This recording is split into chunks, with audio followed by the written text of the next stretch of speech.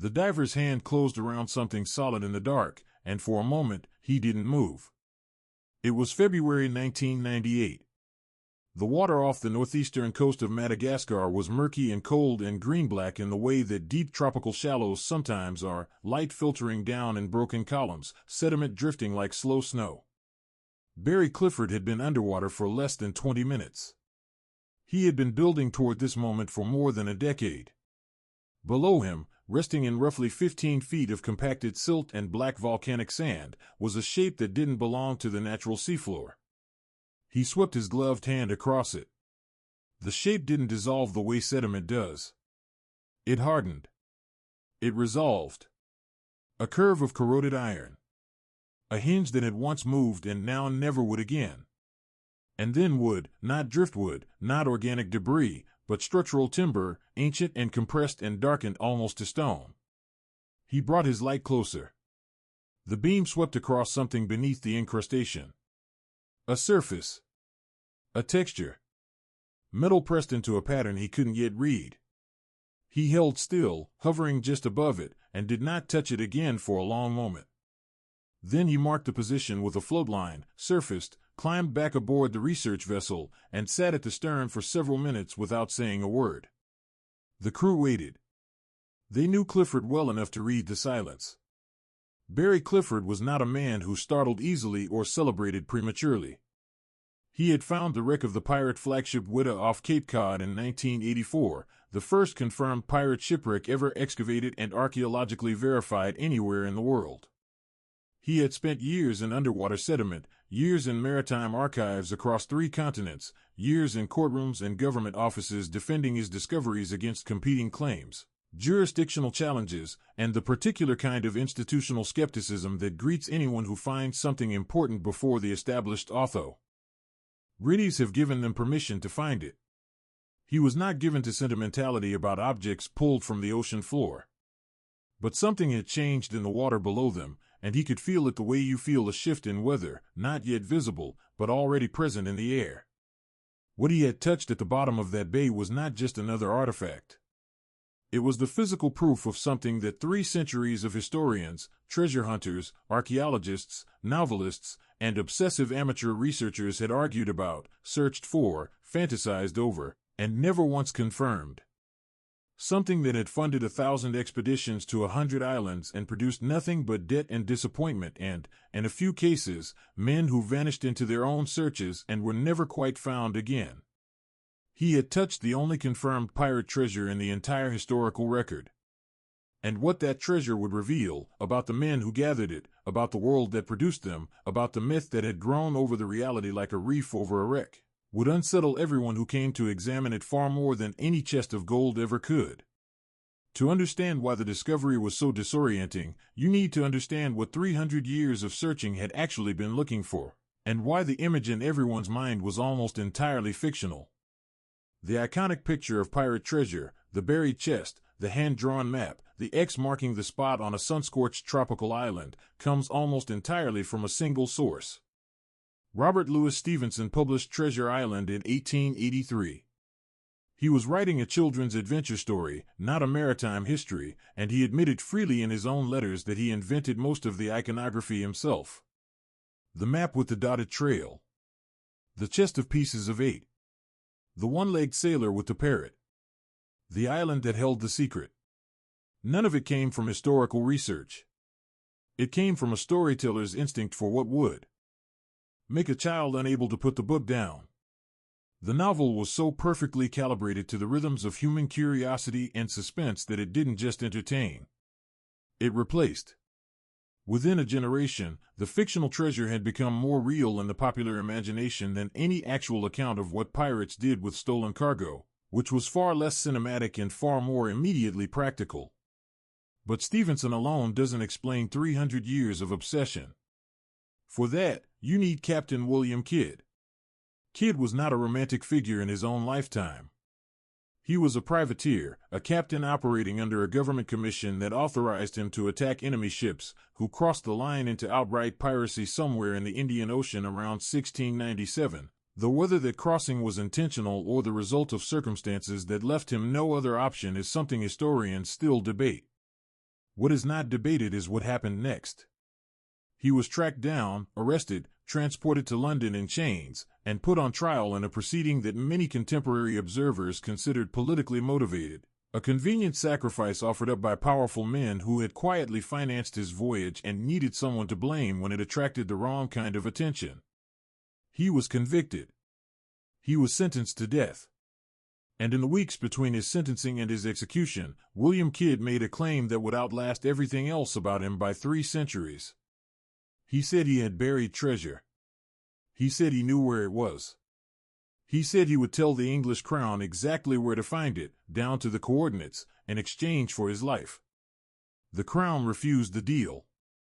On May 23, 1701, at Execution Dock in Wapping, on the north bank of the Thames, William Kidd was hanged. The rope broke on the first attempt. The hangman reset the apparatus and tried again. This time it held. Kidd's body was afterward encased in an iron gibbet cage and suspended from a post above the river, where it would rimmer. And for 3 years, a rotting public warning to every sailor who passed that the Crown's patience with maritime lawlessness had reached its limit. The treasure, wherever it was, remained hidden. Or so the story went. Expeditions set out within years of his death. They went to the Caribbean, to the islands off Madagascar, to the Oak Island money pit in Nova Scotia. A shaft first discovered in 1795 that would consume millions of dollars and dozens of lives over the following 2 centuries in the conviction that something vast and important lay at its bottom. They went to Vietnam, to the Connecticut coast, to every island that appeared in any document connected to any captain who had ever been accused of piracy. They found nothing that mattered. Not a single chest. Not a single authenticated coin from a confirmed pirate cache. Not one piece of physical evidence that the treasure, in the form the myth described it, had ever existed at all. And yet the searching never stopped. Because the myth was perfectly designed to survive negative evidence. Every failed expedition proved only that the treasure must be somewhere else, that it required better technology, more precise research, a different island, a reinterpreted map. The absence of evidence became, in the logic of the hunt, further proof that the prize was real and merely better hidden than previously assumed. This is the psychological architecture that Clifford disrupted when he surfaced from that bay in Madagascar with sediment still clouding the water around him. The island of Sainte Marie, Île Sainte Marie, or Nosy Boraha in the Malagasy language, sits off the northeastern coast of Madagascar like a narrow green parenthesis in the Indian Ocean. It is roughly 70 kilometers long and rarely more than 5 kilometers wide. In terms of the global geography of the 17th and 18th centuries, it occupied a position of outsized strategic importance that its modest physical dimensions would not suggest. Between approximately 1690 and 1720, Sainte Marie was the operational and social center of piracy in the Indian Ocean, the most concentrated gathering of pirates in one location anywhere on the planet during the so-called Golden Age. The ships that used it as a base were raiding the Mogul route, the trade lanes connecting the ports of western India, the Arabian Peninsula, the Persian Gulf, and the Spice Islands of the East Indies with the European colonial powers that had grown enormously wealthy consuming their products. A single successful raid on a well-loaded Mogul merchant vessel could yield enough treasure to make an entire crew comfortable for life. The problem was life. Life for the average sailor on a pirate vessel in the Indian Ocean in 1700 was measured not in years but in voyages. Scurvy and dysentery and malaria and typhoid moved through ships' crews with a systematic efficiency that made combat look almost negligible by comparison. The surgeons who sailed with pirate vessels, and some of the larger, better organized operations did carry trained surgeons, were working with instruments and knowledge that were barely adequate for the infections they encountered. Men who had crossed half the world to reach those waters died in their hammocks on a small island in the Indian Ocean with their stolen fortunes already dispersed or lost or simply irrelevant to the immediate problem of their failing bodies. The cemetery on the Isle Aux for bands, the island of pirates, a low rise in the bay directly adjacent to the main island, filled steadily. Some of the graves had markers. Most did not. The names below them, in many cases, were names that no official record anywhere had ever recorded at all. Men who had left their previous lives so completely that they existed only in the memory of other men who were themselves dying. The ships accumulated in the bay with similar inevitability. A vessel too damaged to repair was stripped of everything valuable: cannons, fittings, rigging hardware, the iron of the ship's bones, and then abandoned to the water. Over 3 decades, the bay became a compressed archive of the entire enterprise: layers of cannon and coin and ceramic fragment and personal effect, settling slowly into the silt, ordered by depth in the way that time orders everything it buries. Clifford had come to St. Marie following a research trail that had begun with the Whydah and extended outward 3 years of archival work, admiralty reports and court transcripts, merchant ledgers and colonial governor correspondence, the trial records of pirates transported to London and Boston and tried before judges who wrote down everything their accused said in the hope of extracting information about networks and contacts and co-conspirators. He was not looking for one man's treasure. He was looking for the physical evidence of a world the documents described but could not, by themselves, make real. He found it. And what he found reached far beyond confirmation. The excavation moved outward from the first discovery in careful, methodical stages. Below and around the cannons, and there would eventually be more than 40 recovered, from what appeared to be at least 3 distinct vessels, the team found coins. Not stacked and organized, not sealed inside an intact container, but distributed across the seafloor in the pattern that objects make when a ship goes down in chaos and everything it carried separates from everything that was containing it and comes to rest wherever the current and gravity and the shape of the seafloor happen to place it. The distribution covered hundreds of square meters. Pieces of silver and copper and gold, pressed flat by sediment, fused in small clusters by centuries of chemical interaction with the surrounding silt. The coins were from everywhere. Spanish reals, struck in the mints of Mexico City and Potosí, the mountain in Bolivia where the Spanish Empire extracted so much silver that they changed the global money supply. French livres from the Caribbean colonies. English pennies and halfpennies from London, battered and corroded almost past identification. Mogul rupees, heavy, beautifully struck, bearing the calligraphic cartouche of emperors whose names most of the men who carried them could not have read, from the imperial mints of Surat and Ahmedabad and Lahore. Ottoman coins from the eastern Mediterranean. A handful of pieces whose origin the team's numismatic consultant could not immediately place, requiring comparison with reference collections in Paris and London before their mint marks were matched to a Portuguese colonial operation in Goa. Each coin was a data point in a map of violence. The Spanish reals tracked raids on vessels crossing from the New World.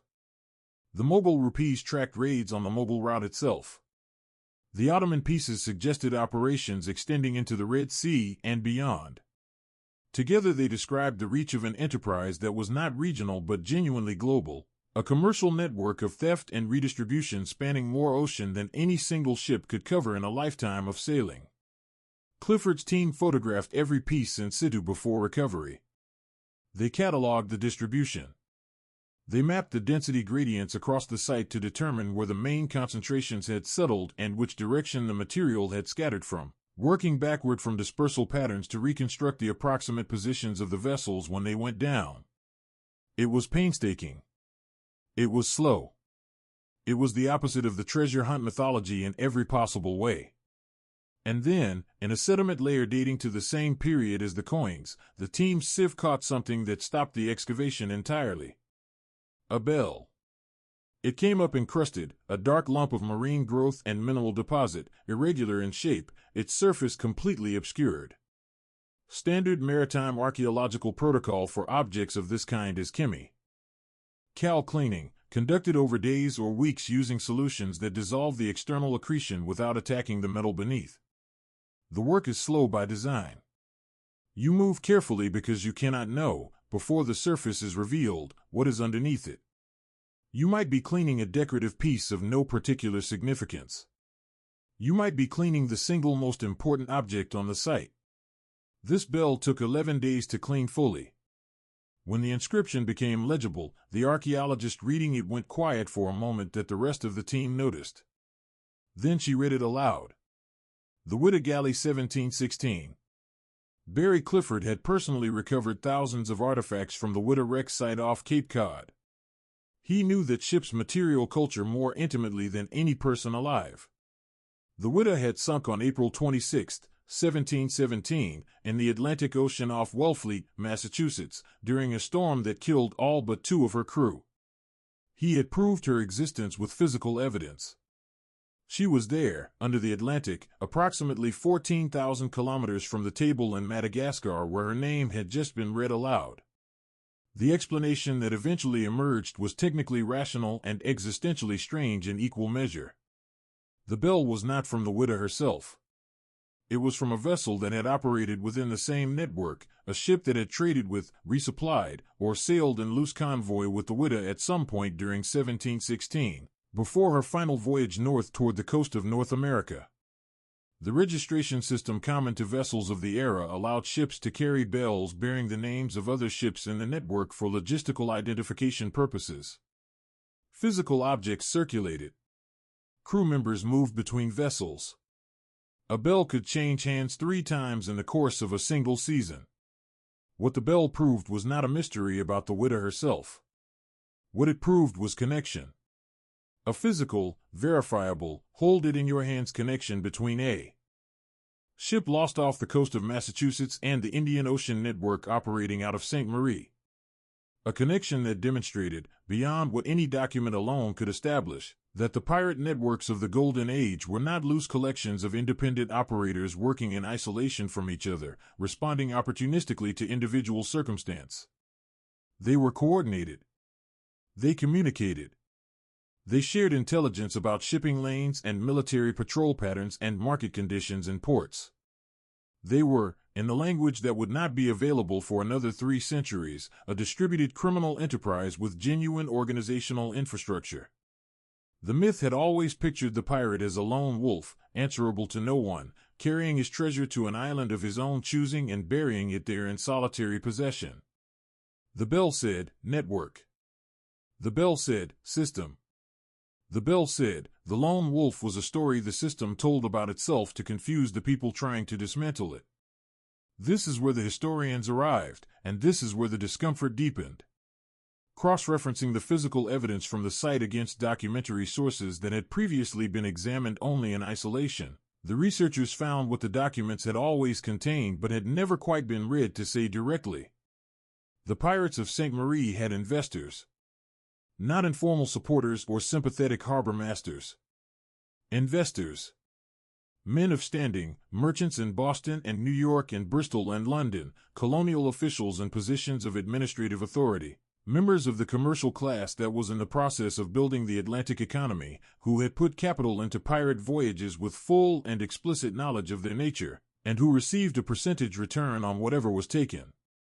Their names appear in church records and land deeds and the social registers of early colonial American life. They attended Sunday services.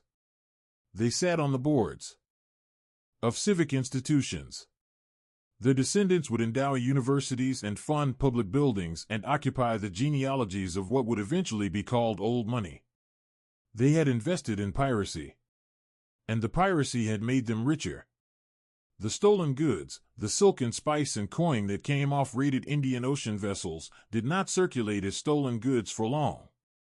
They entered the commercial system through brokers who specialized in the conversion. Men in port cities who accepted pirate cargo and paid a fraction of its market value and then moved it into legitimate trade through layers of transaction that obscured its origin beyond any legal challenge.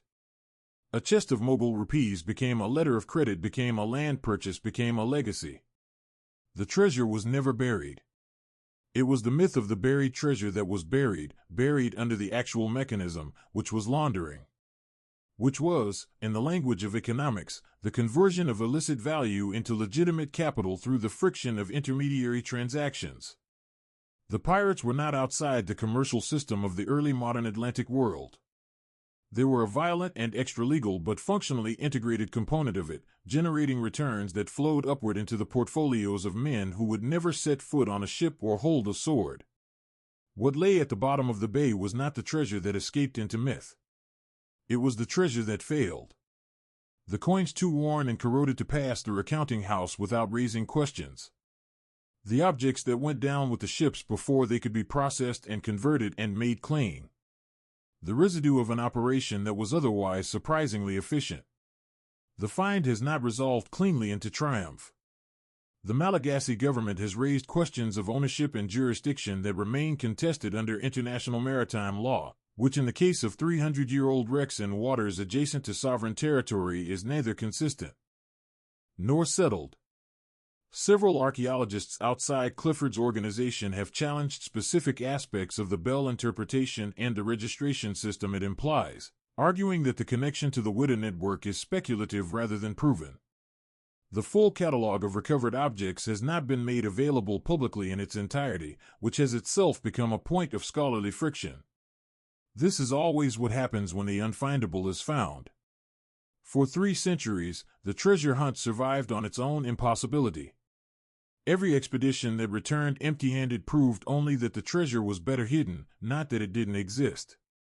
The myth was invulnerable to negative evidence because negative evidence was built into its structure. Of course you didn't find it, the myth said. That's what makes it treasure. The moment physical objects appeared on a table in Madagascar, cleaned and catalogued and real, the vulnerability appeared with them. Because real things can be contested. Real things have jurisdictions and ownership disputes and scholarly critics and government officials who want a percentage. Real things are subject to the same messy, unglamorous processes that the myth was designed to transcend. None of that diminishes what is at the bottom of the bay. There are more wrecks down there.